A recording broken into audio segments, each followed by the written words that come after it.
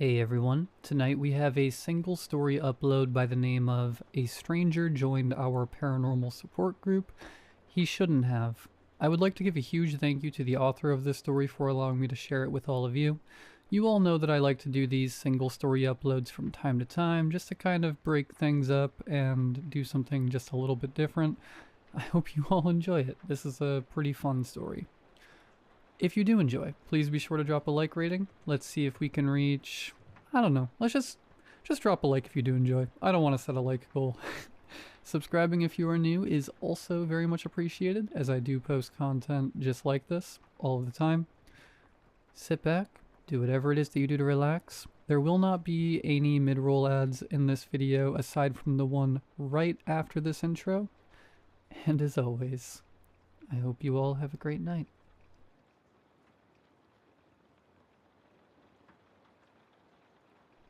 I ignored the dead woman standing behind Pete. Well, tried to. I'd gotten pretty good at not looking at her, but not listening was another matter. Drip, drip, drip. Was it blood that perpetually rolled down her fingers, or something worse? No way of knowing without looking. My eyes burned with the temptation to take a peek. Just a quick one. Surely it wouldn't do any. I blinked hard and focused on what Pete was saying. No Shirley tonight? Kids have come down with the flu. I volunteered for setup duty. I gestured down the corridor. Shall we? I led the way, careful to keep my eyes away from windows, shiny doorknobs, unexpected puddles, anything that might cast a reflection. When we reached our room, I paused, casting Pete a sidelong look. Do you want to? He knew the drill. No setting foot in the room. Not yet. With exaggerated casualness, he leaned against the wall and fixed his eyes on the ceiling, while I opened the door and hurried inside. I fumbled the key into the storage cupboard lock and found what I needed within easy reach. Thank God for Shirley's organizational skills. All but sprinting back to the door, I uncorked the jar and drew a thick line of salt just inside the threshold. I caught the briefest glimpse of bare feet, bloated. The corpse white flesh shot through the blue.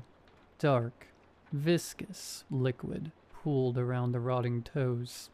Then Pete stepped over the salt and walked briskly to the storage cupboard, closing the door behind him with a firm click.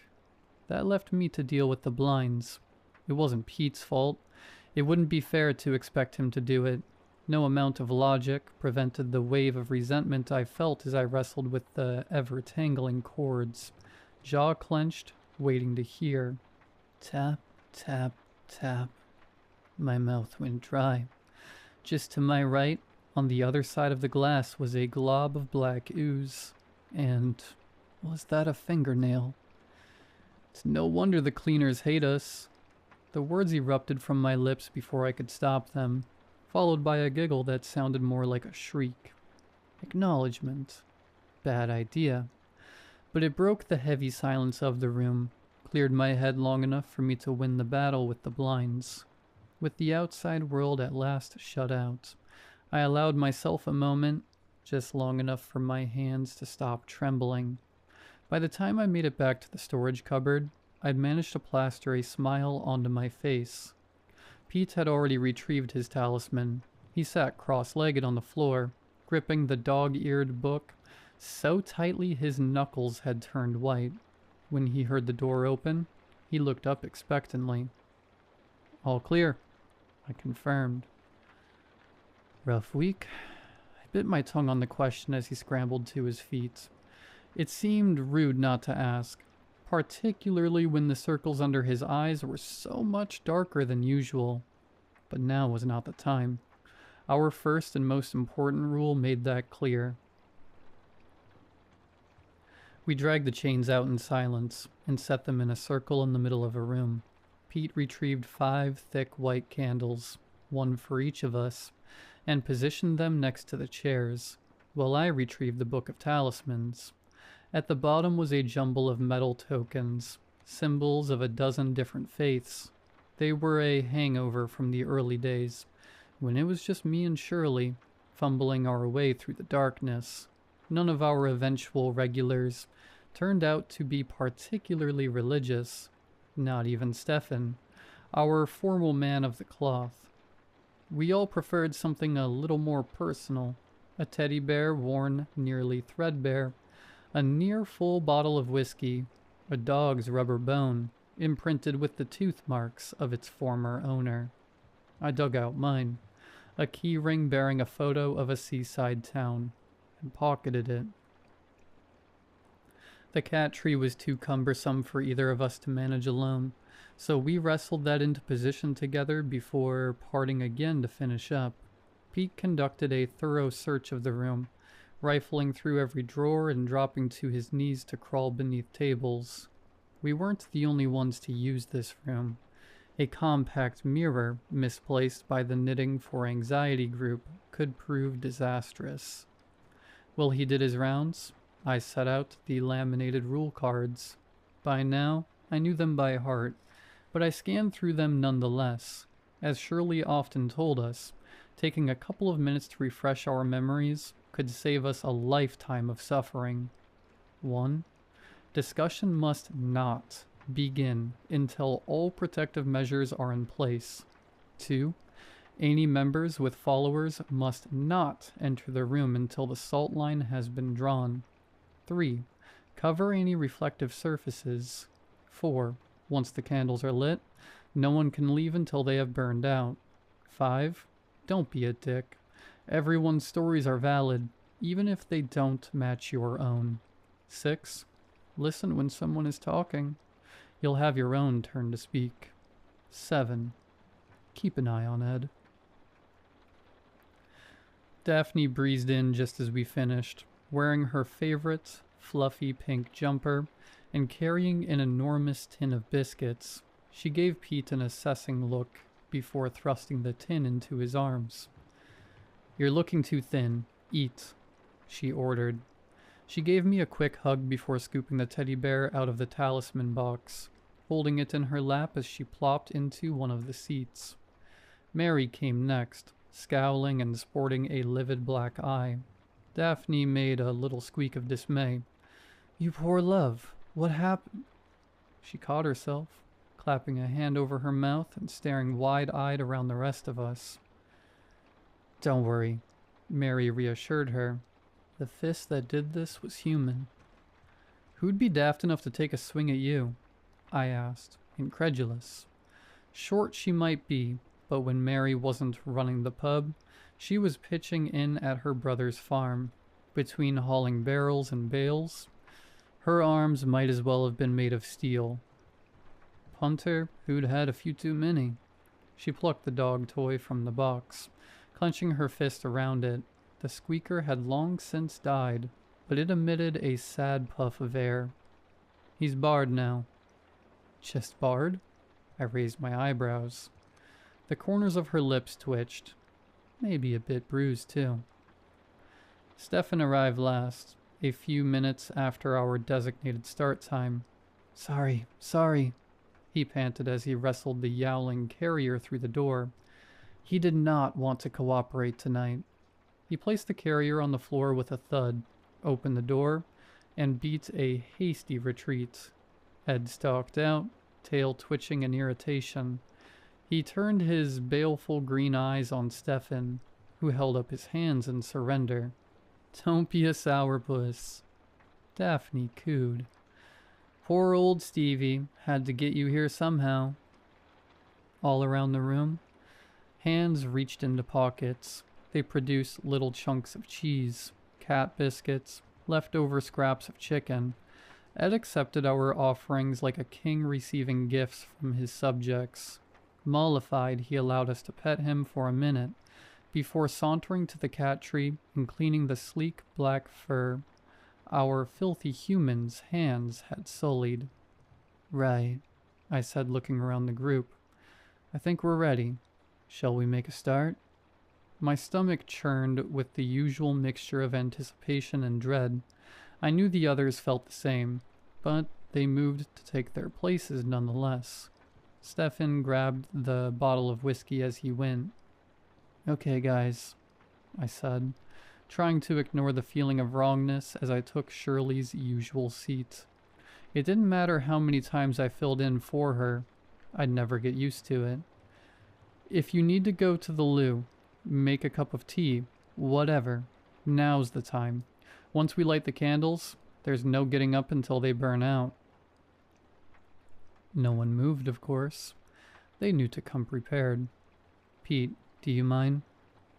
He pulled a lighter from his jacket, lit his candle, and passed it to Mary. It did a full loop of the circle until it reached me. We're safe in the circle, I said as I lit my candle. Not just from the things that haunt us, but from each other.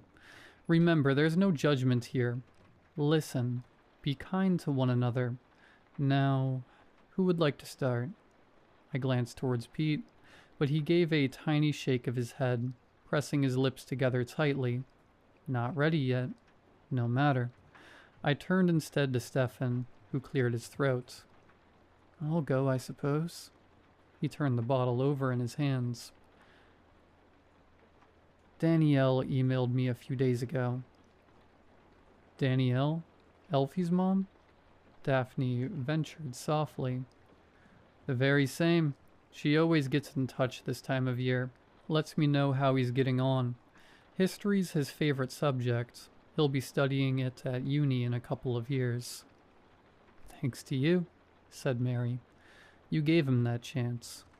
Pete, thumbing the edges of his book, added, You gave a lot of people chances. Stefan nodded. It's nice to hear about it. The life he might otherwise not have had. Nice to be reminded it's been another year since I chucked this in. He glanced down at the bottle, his grip tightening around its neck. But it's also a reminder that I'm not myself anymore. That I never will be again. His candle flickered, and for a moment his shadow was not his own. It loomed on the wall behind him, its fingers growing, sharpening to points. The air grew heavy around us. Breathing was no longer an unthinking, natural process. It required conscious, painstaking efforts. Behind me on that cat tree, Ed let out a low growl. I glanced at the others in turn.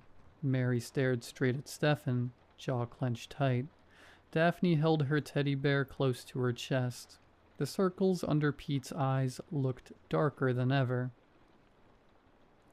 Twisting a little in my chair, slowly forcing myself to act as though I hadn't a care in the world, I looked over at Ed. He stared unblinking at the wall behind Stefan, tail snapping from side to side. Perhaps, Stefan's voice emerged a deep rasp. We should move on to someone else. Good idea. Through sheer force of will, I managed to keep my voice light. Sounds like you need a strepsil, mate. Mary snorted. Daphne looked at her like she'd lost her mind, then let out her own small giggle. Even Pete managed a smile. The oppressive feeling vanished as quickly as it had come. Ed resumed licking his paws. My turn, said Mary, drumming the rubber bone against her knee. The little git has been causing hell all week.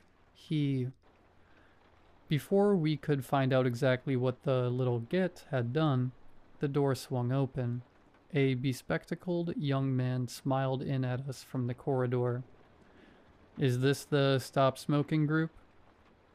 They're in here tomorrow, I said. We're something else. Ah, he puffed out his cheeks, disappointed.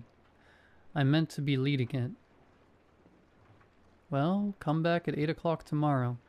I'm sure you'll do brilliantly. I don't suppose I could sit in on your session. I've never done one of these things before. I could do with some experience. Bad idea, said Mary abruptly. We're a private group, I explained. You won't even know I'm here, I promise. As he stepped into the room, we all rushed to dissuade him, talking over each other in our panic. You can't. This is private. You don't know.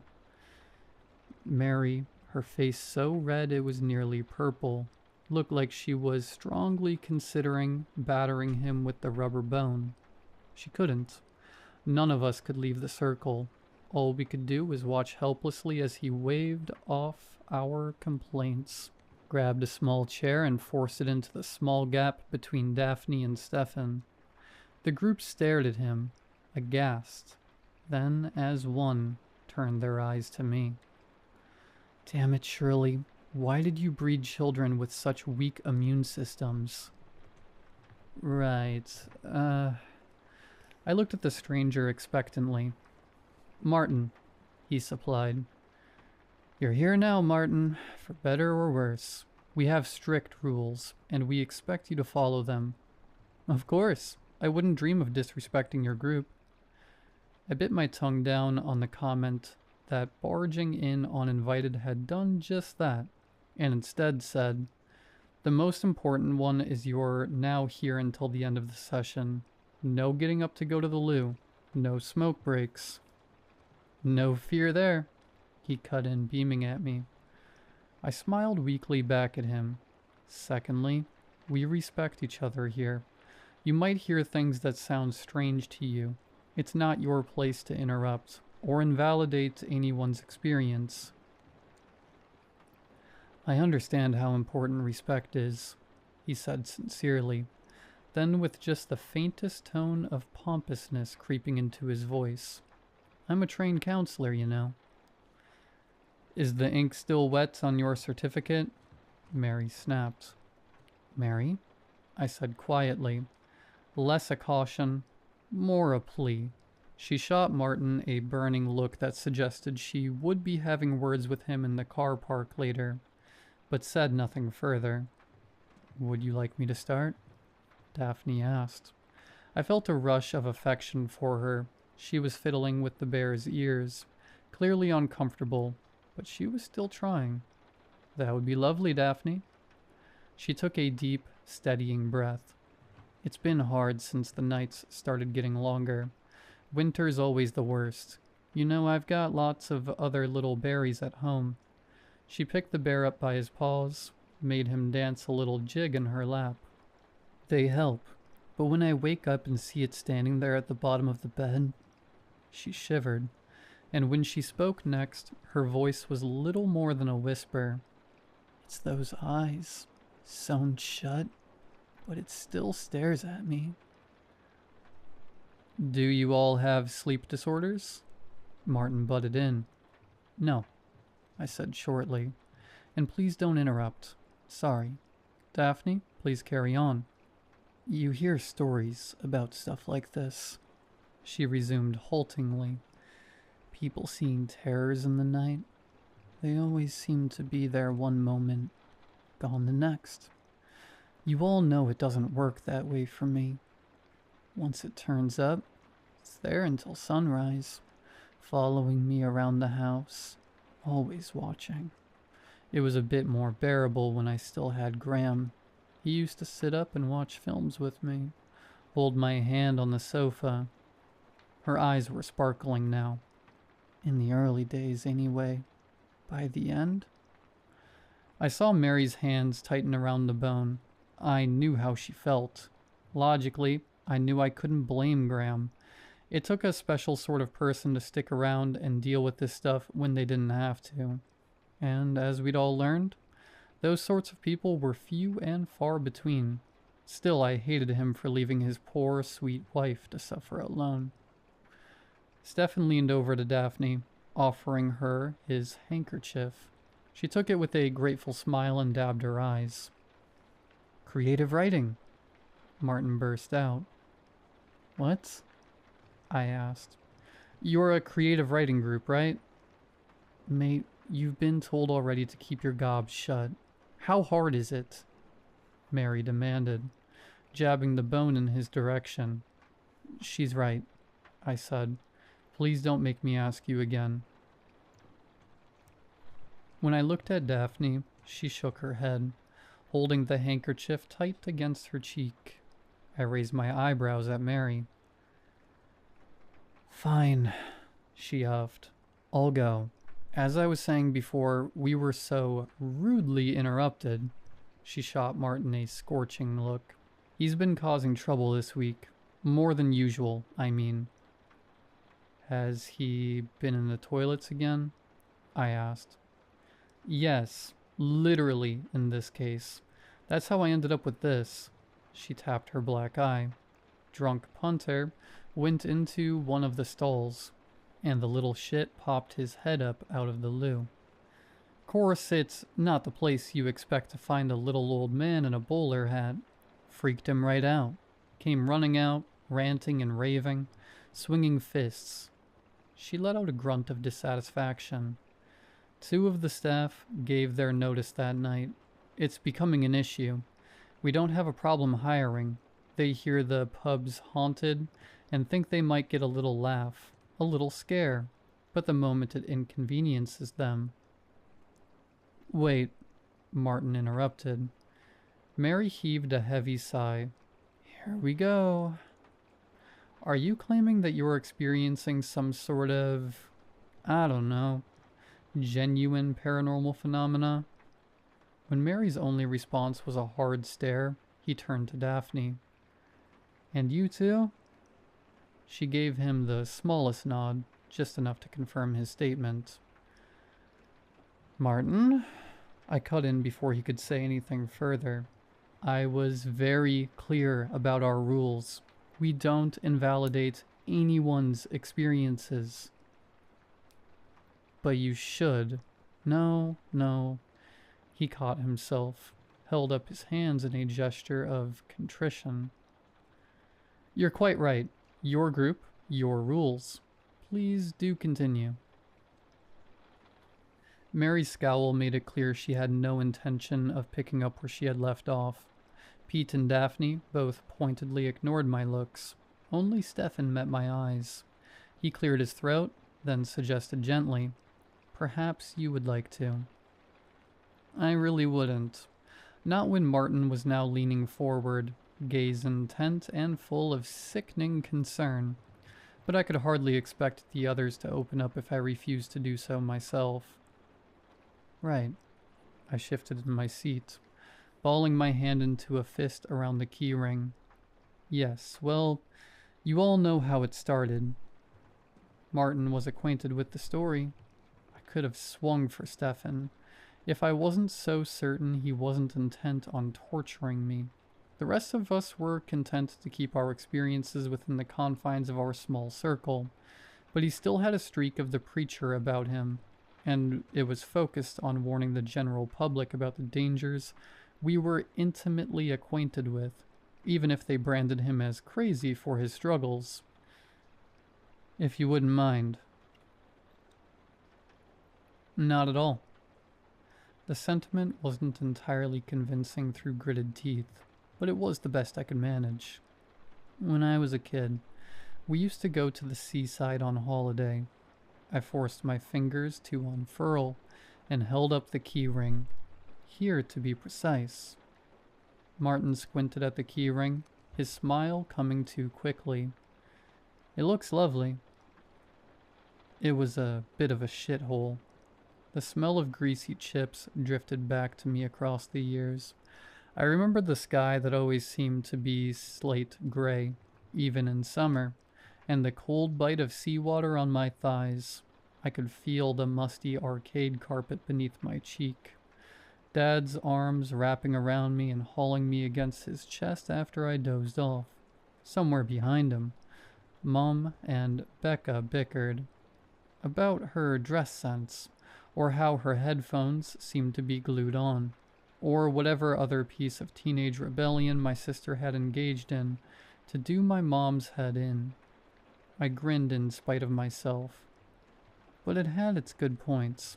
Arcades, fish and chips by the sea, that sort of thing. We went every year until we lost my dad. Mom couldn't face it after that. The year after he died, she took us somewhere else instead. Some broken down old cottage in the middle of nowhere. That must have been very difficult, said Martin somberly. The disruption in routine after... Shh, Mary hissed. Ignoring the interruption, I pressed on. There wasn't much to do there unless you liked looking at trees or playing board games with missing pieces. Mom spent a lot of time sleeping. That left me and Becca, my sister, to entertain ourselves. Becca was going through a phase, as my mom said. That was putting it lightly. Their arguments could rage on for hours, always ending with Becca slamming her bedroom door so hard that the trinkets on my shelves rattled. They were constantly at each other's throats. She'd even started butting heads with Dad before he died, but she always had time for me. I was 11 on that last holiday, and Becca 16. My friend's older siblings wanted nothing to do with them.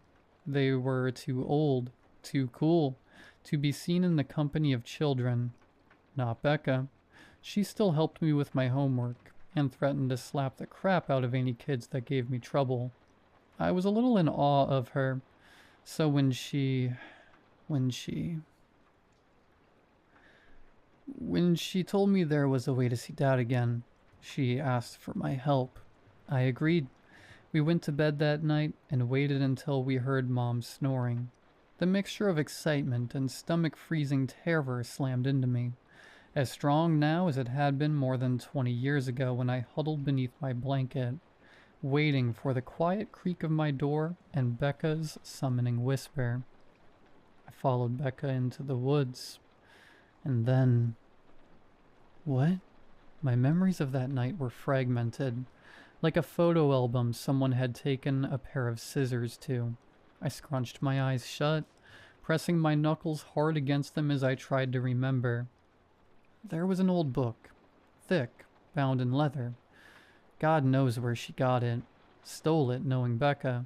It wasn't in English. I remember that much because she read out loud from it. I flexed the index finger of my left hand, staring down at the thin, white scar that ran its length. Becca's hands had been gentle as it held mine. "Sorry, little one," she whispered as she raised the knife. "I only need a few drops." She took my blood. Flames danced behind my eyes, dripped it into a fire. When she called out, something answered her, red eyes piercing the darkness, a growl so deep it reverberated in my bones.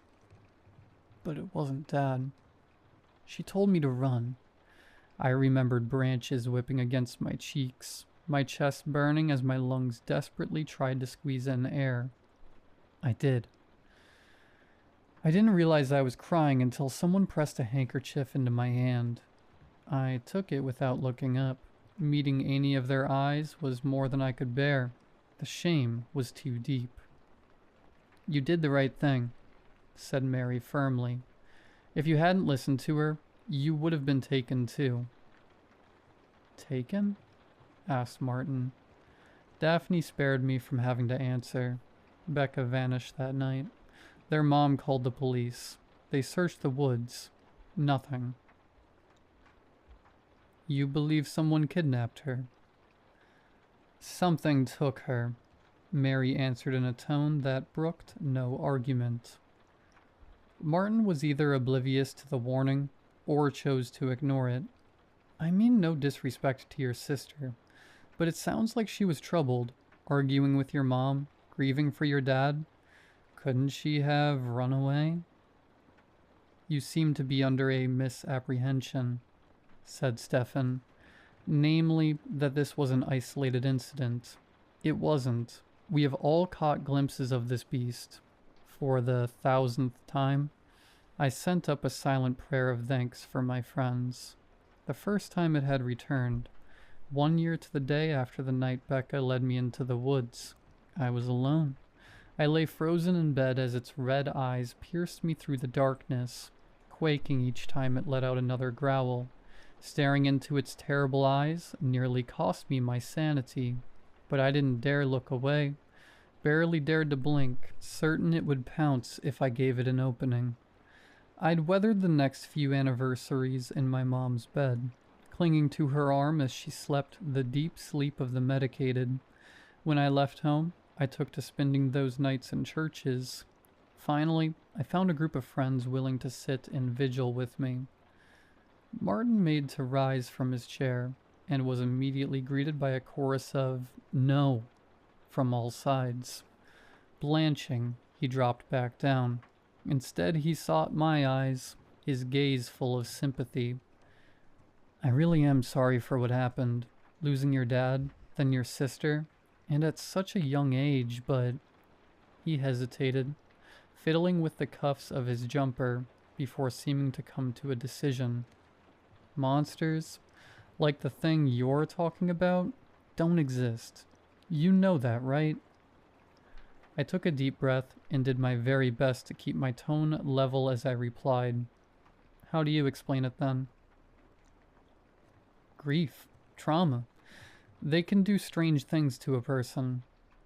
"And the fact that we have all seen it too?" asked Stefan. Martin swiveled in his seat to face him. "Group delusions and hallucinations are documented phenomena, particularly in tight-knit groups that share a belief system."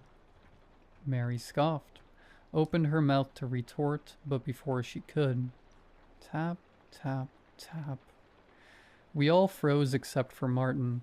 I was vaguely aware that he was still laying out theories, building up steam, but my focus was entirely on the tapping coming from the other side of the window. I knew better than to look, but I couldn't help but listen. The others, the members, had paled. Pete's face had little more color than a cadaver. Across the room, a deep rumble was building in Ed's throat. What do I do? Shirley would know. Damn it. I looked from face to face and saw my own panic reflected there. Stefan rescued us. "Young man, I appreciate you've heard things that are contrary to your worldview." There was an undeniable tremor in his voice, but he pressed on. "It's difficult. I understand that. It does not excuse your unconscionable rudeness. We ask only for respect. You have failed to give that to us." "I don't mean any disrespect." Martin pressed an earnest hand to his heart. "But there is no such thing as ghosts, and goblins, and things that go bump in the night. Such beliefs stem from illness." Tap. Ed began to growl properly now, a low, guttural sound that rose up to fill the gaps in the room. Mary opened her mouth, but Stefan held up a finger to forestall her. "In some cases, that's true. Not in others. Certainly not in ours." "There's medication that can help you," Martin insisted. "Therapies." "This is our therapy," Stefan said coldly. "It's not. It's a shared delusion. It's only going to make you worse. You need..." Tap. Martin whipped his head towards the shuttered window. "Do you hear that?"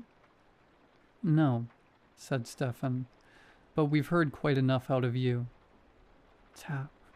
"There it is again. Surely you can hear it." "You don't know what you're talking about," I said. "Your cat does." He gestured towards Ed, who was now standing, claws digging into the fabric between his paws, eyes locked on the window. "It's coming from over there." "Don't," we shouted in unison, as he made to rise from his seat once more. He dropped back down with a thud. As he looked from one person to another, realization dawned on his face. "You think it's some sort of monster, don't you?" Silence, but for the tapping. "I'm going to go over there." "Please don't," Daphne whispered. "And show you there's nothing to be afraid of." "It'll be the end of you, you bloody fool," said Mary. Martin stood up. Stefan jerked reflexively, as if he was about to go after him. He caught himself at the last moment, gripping the seat of his chair to anchor himself in place. "Martin," his voice was low and urgent now, "I've participated in dozens of exorcisms in my time. I've seen things that have stretched my belief to the point of breaking. Everything I've seen, all my experience, tells me one thing. If you go over there, you will die." "Why risk it?" said Mary. If there's even the slightest chance he's right, you're gambling with your life. The look Martin gave her was soft and full of pity. If I play along with this delusion, I'm only hurting you. He stepped outside the circle. With every step he took, we pleaded, begging him to come back, to sit in the safety of the circle. When he reached the window and made to raise the blind, Pete wrapped a trembling hand around my wrist and shook his head. I nodded acknowledgement. It's too late, I murmured. And when the others still clamored at Martin, raising my voice to a shout, "It's too late, just don't look." I grabbed Pete's hands on one side and Stefan's on the other, a moment's hesitation, in which their faces cycle through denial, fury, and, finally, helpless resignation, before the others followed suit and joined hands. "How the fuck did this happen?" Mary spat. We turned our eyes to the floor, silent now but for Ed's yowling, and beneath it, the soft click of the window opening. "Hello?" Martin called. Then, "See, there's nothing there. It must have been the branches on the..." Oh. Pete's nails dug into my skin. "Are you okay?" The slightest tremor entered Martin's voice. You look..." I think he realized his mistake at the end. There was a clattering, as though he'd tried to jerk back and slam the window shut, only to become tangled in the blinds. I think he tried to scream. He only managed a sharp inhale, a muffled groan. Heavy thudding followed, like feet pounding against the ground and finding no purpose. Then silence, except for Ed. His screeching had died down to a continuous growl, low and full of warning. As for us, the survivors of yet another deadly night, we could only remain in the circle, stuck there until the candles burned down. I didn't dare look up, but I could hear Daphne's soft whispering and Pete muttering something unintelligible beneath his breath. At last the candles began to burn out. When the last flame guttered, Pete shot up and ran as fast as his shaking legs could carry him to the storage cupboard. Daphne followed after him, arms wrapped tight around her waist. As she turned to close the door behind them, I saw her cheeks were wet. "Sorry," she mumbled. "I just can't." That left me, Mary, and Stefan to deal with the aftermath. Mary's fingers had punctured the rubber bone, and Stefan looked as though he hadn't had to fight the urge to open his bottle so hard in years. But when I looked into their faces, I saw they were resolved. "On three?" I suggested. When they both nodded, I reminded them, "Don't look out the window." I counted us down. We looked in unison. Martin lay slumped half out of the window. Something stood beyond him, staring at us from outside. Our well-trained eyes refused to see it. "If I get that window shut, can you move the..." My lips refused to form the word body, but they understood. "On it, boss," said Mary. They went first, Mary leading the way with her mouth set in a grim line. Grabbing hold of one of Martin's legs each, they heaved. He came free of the window and landed on the floor with a sickening thud. The moment he was clear, I moved in. For a dreadful moment, my arm refused to move. I was frozen in place, trapped by the fear that cold fingers would wrap themselves around my wrist when I reached for the window. "They've done their part," I told myself. "Now it's your turn." As I reached for the handle, I saw the woman standing outside, still, silent, mere feet away. I allowed my eyes to slip out of focus, giving no sign I had seen her, other than the hammering of my heart, which I was certain filled the whole room. I snatched the window shut, then closed the blinds on her dreadful form. Only then did I allow myself to take a deep breath as I turned to inspect our next problem. The only outward signs of damage were the rivulets of blood that had trickled from Martin's ears, oozing down to stain the shoulders of his jumper. That, and his eyes. They were wide and glazed, frozen open by the horror he had witnessed, the last thing he would ever witness. "What are we going to do with him?" said Mary. Her voice clipped. "Do we call the police?" "And tell them what?" I asked. "I don't know," she shrugged. "We could say he collapsed." "And how do we explain that we waited hours before calling for help?" I wrapped my arms around myself, shivering. They'll start poking around into what we do here. Then, next thing you know, we end up locked away in some hospital, finished Mary. "At best," I murmured. "I'll sort it," said Stefan. He was staring at Martin's corpse, face pale and clammy. "That could be dangerous," cautioned Mary. "I can handle it," he said sharply, running a shaking hand over his mouth. I wouldn't have suggested it otherwise. I hesitated. "Do you want company? Or would you prefer if we—" "Privacy is preferable." On the cat tree, Ed had finally fallen silent, but he turned his lamp-like eyes on Stefan, tail twitching. As I ushered Mary to the storage cupboard, Stefan called after us hoarsely, "Draw a salt line, just in case." We slipped inside to where Daphne and Pete were waiting for us, her arm wrapped tightly around his shoulder. They glanced at us, read our grim looks, and looked quickly away again. When I turned to close the door, I caught a glimpse of Stefan, his jaw unhinging, dropping down to his chest, as his teeth sharpened into fangs. He advanced on Martin, his clawed hands grasping. I slammed the door and reached for the salt.